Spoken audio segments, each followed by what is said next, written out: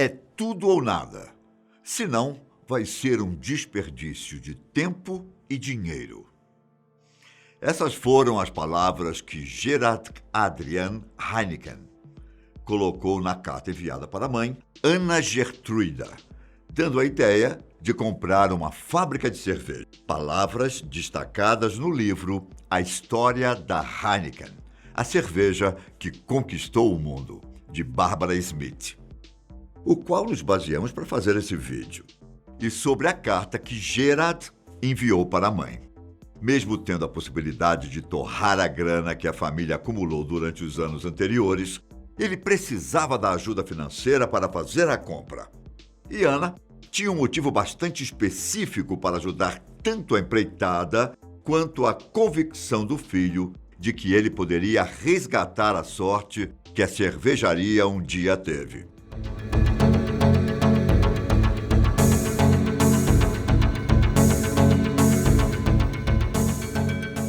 Ela acreditava que, com uma cerveja limpa e confiável, os holandeses abandonariam o costume de tomar gin, até então bebida favorita deles, que não só era responsável pela angústia de várias famílias nos Países Baixos, mas especificamente na Holanda, como também promovia situações desagradáveis por toda Amsterdã. E assim foi. E depois de se reunir com os diretores da cervejaria que estava à venda e pedir ajuda para a mãe, Gerard fechou o acordo e comprou a Den Roybert. Em fevereiro de 1864, nascia a Heineken Company.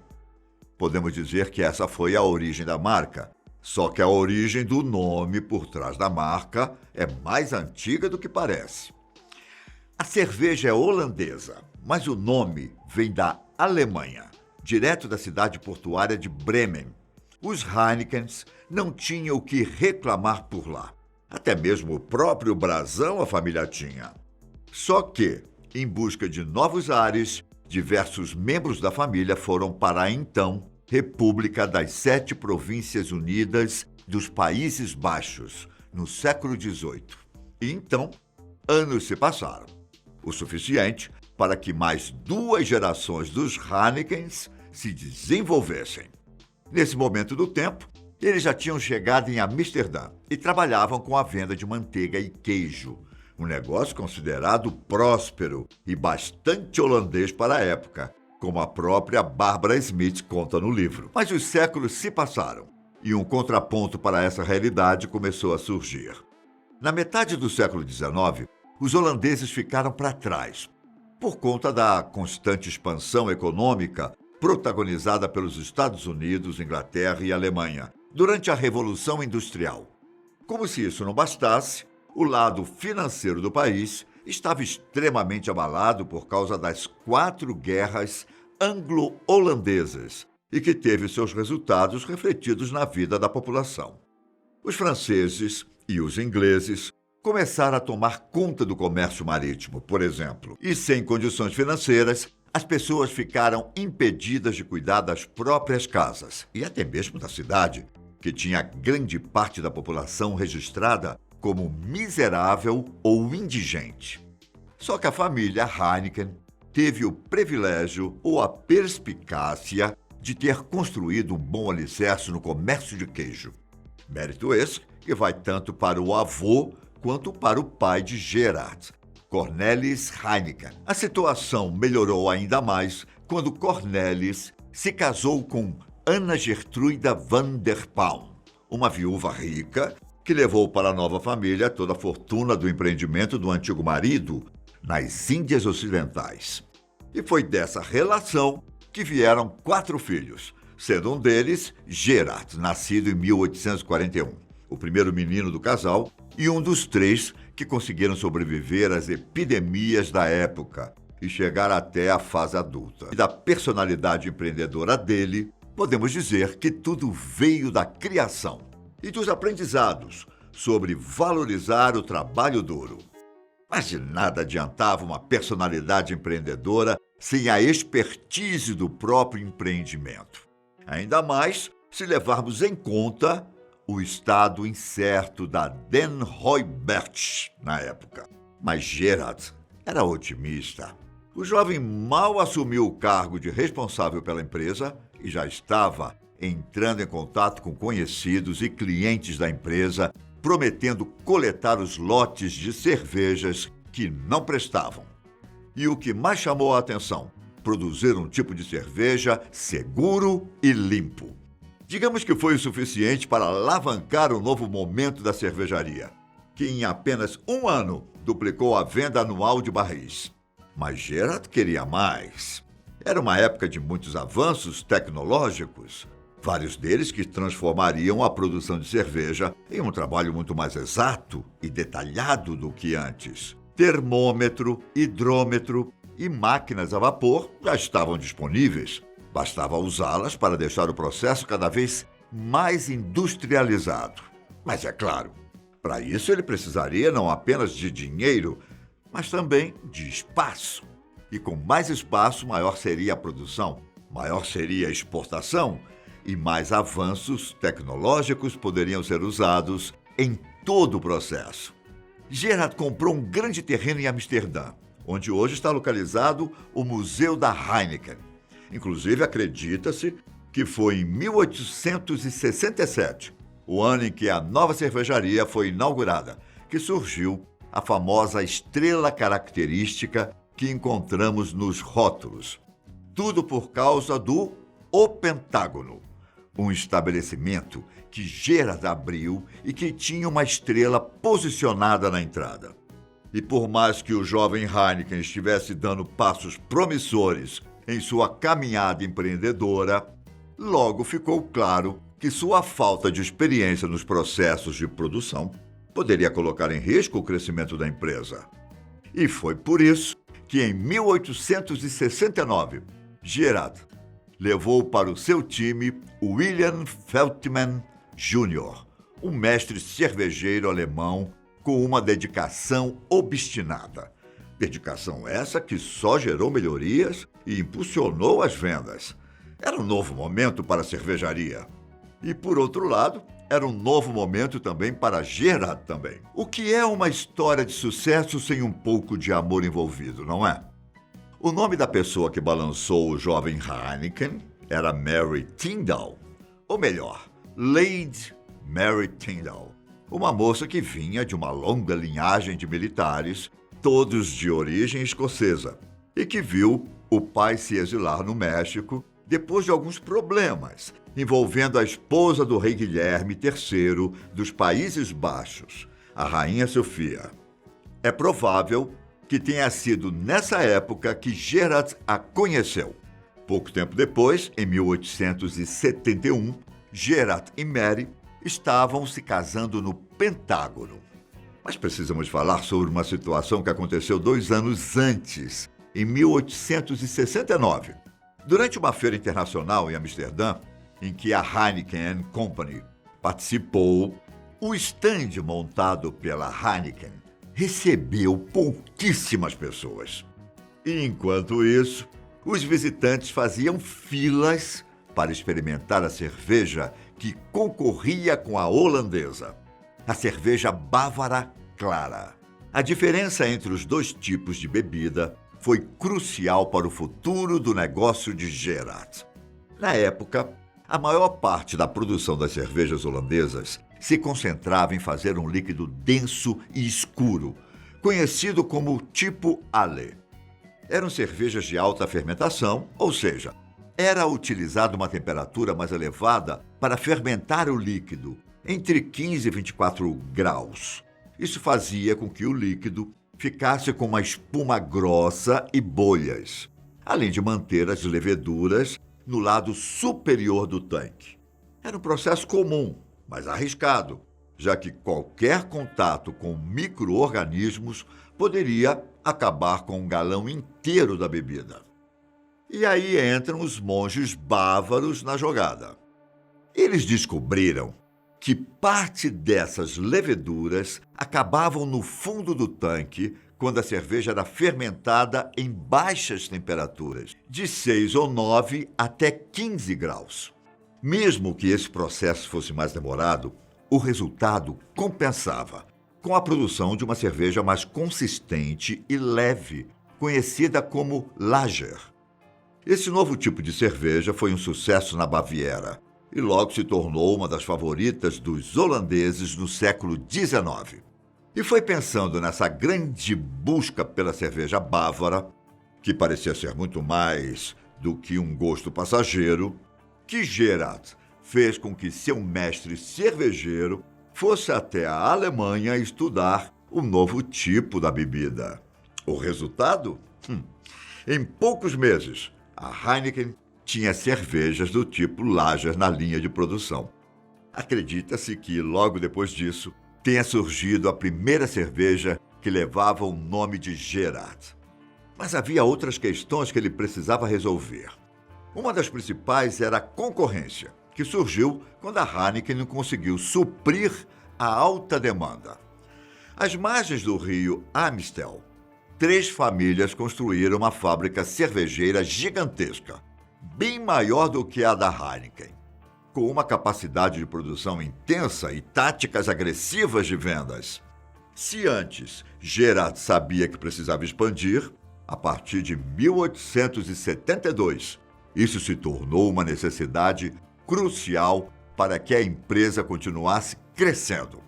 Entretanto, da mesma forma que foi lá no começo de tudo, Gerard não tinha condições de pagar sozinho pela construção. E ao invés de buscar ajuda na família, ele decidiu fechar um acordo com William Baerts, o homem responsável pela cervejaria Oranjeboom, em Roterdã. Mãos apertadas, fábrica em Roterdã construída, nova empresa fundada em 1873. No acordo final, Gerard ficou com 166 ações, tornando-se o acionista majoritário, com 70% do capital. Os anos seguintes foram de muito avanço para a Heineken, a começar pelos investimentos em armazenamento da cerveja do tipo Lager, que deveriam ser mantidas em baixas temperaturas, o que era mais fácil para os alemães, que tinham a possibilidade de esfriar a bebida em cavernas. Em meio aos avanços da época, em 1880, Gerard e o seu cervejeiro compraram um dos primeiros protótipos de uma máquina que produzia gelo artificial, invenção do engenheiro alemão Carl von Linde.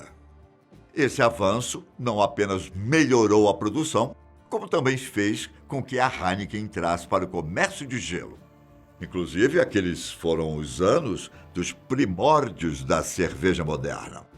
Com os avanços dos estudos dos micro-organismos que apareciam nas cervejas, o cientista francês Louis Pasteur não apenas definiu como funcionava o processo de fermentação, mas também deu orientações de como acabar com as bactérias.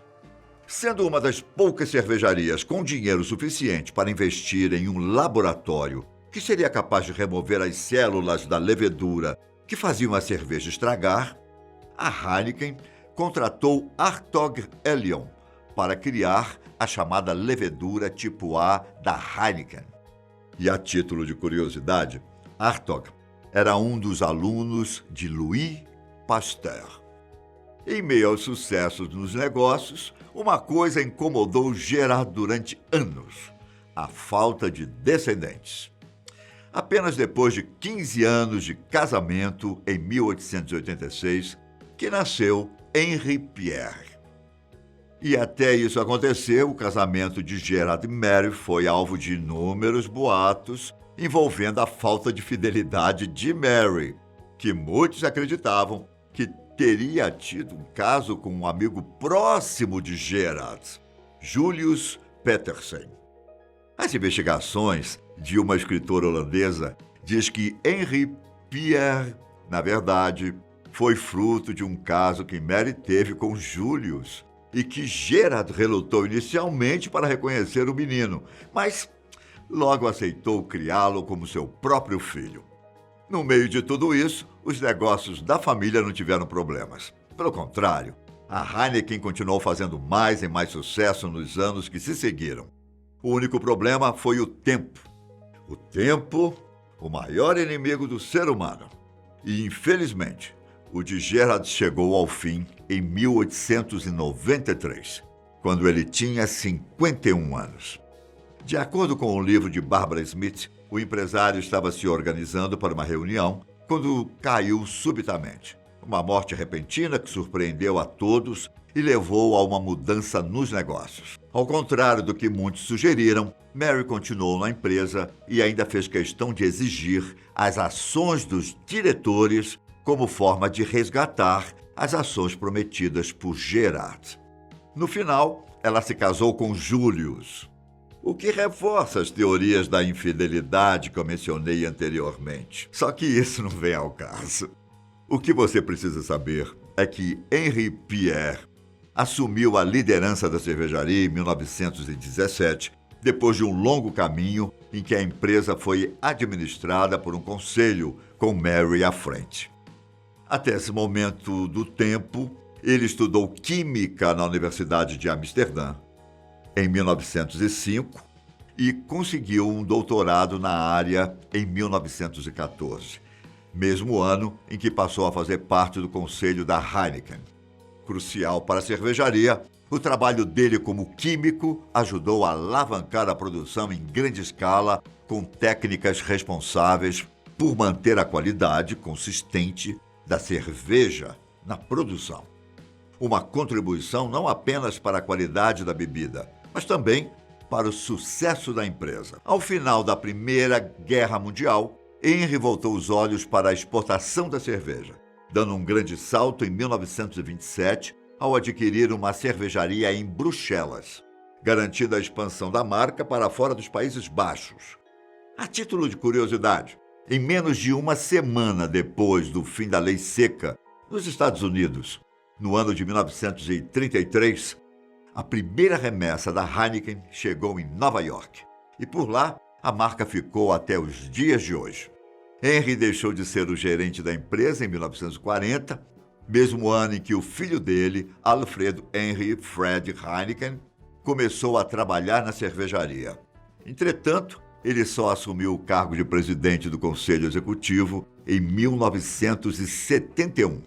Coincidentemente, esse foi o mesmo ano em que Henry faleceu.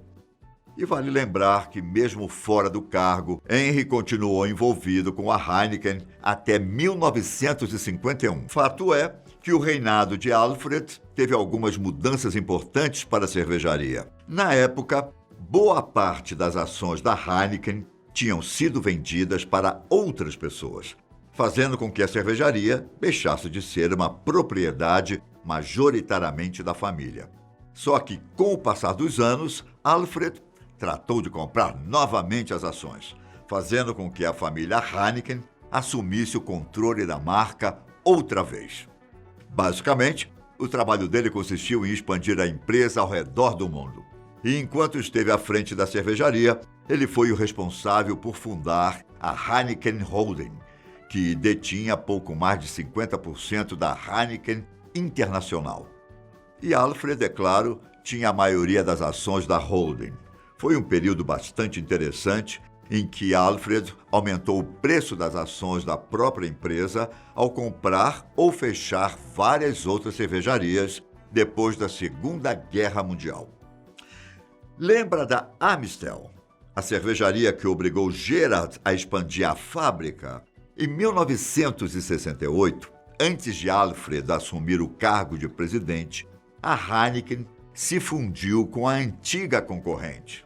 Dito isso, Alfred continuou como presidente até 1989, 6 anos depois de ter passado por um sequestro ao lado do seu motorista e ser libertado após o pagamento do equivalente a 11 milhões de dólares. E mesmo fora do cargo, ele se manteve presente na Heineken até 2002, quando faleceu aos 78 anos, vítima de pneumonia. De lá até aqui, foram anos promissores para a cervejaria, que investiu bastante no marketing e na fidelização dos clientes para chamar a atenção mundial, além de ter sido a bebida oficial de alguns nobres pelo mundo e de estar presente em campanhas. uma das mais recentes envolvendo o agente secreto James Bond. A Heineken investiu nos armazenamentos em barris de aço e adquiriu outras empresas ao longo do caminho, entre elas parte da Scottish em Newcastle e até mesmo a divisão de cervejaria da Fomento Econômico Mexicano. Depois que Alfred deixou o cargo de presidente, a marca passou a ter uma gestão mais profissionalizada.